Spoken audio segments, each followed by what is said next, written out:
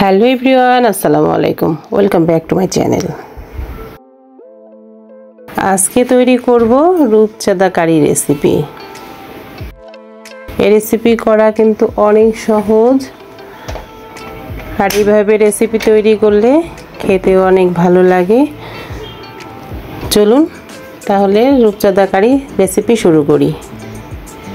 প্রথমেই রূপচাঁদা মাছগুলোকে আমি ভালো মতো কেটে ওয়াশ করে এবার এর মধ্যে হলুদের গুঁড়া আর লবণ দিয়ে মেখে কিছুক্ষণ রেস্টে রেখে দিব।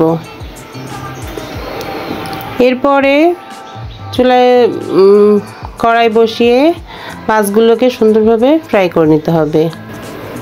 এক পাশ হয়ে গেলে অপর পাশটাও একইভাবে সেম প্রসেসে ফ্রাই করে নিতে হবে।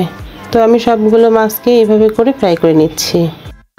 মাছগুলো ফ্রাই করার সময় পেটের অংশ থেকে এরকম হয়ে গেছে, আপনাদের কারো কখনো কেমন হয়েছে তাহলে কমেন্ট করে জানাবেন।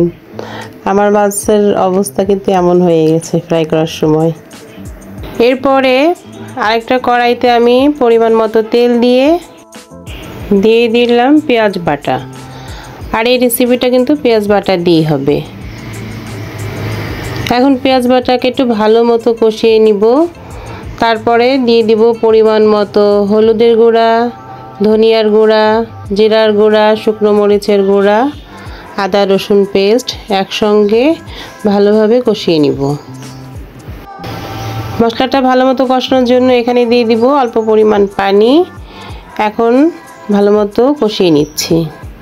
এবার পরিমাণ মতো লবণ দিয়ে দিলাম আর দিয়ে দিলাম কিছু কাঁচামরিচ। এখন পরিমাণ মতো ঝোলের জন্য পানি দিয়ে দিলাম।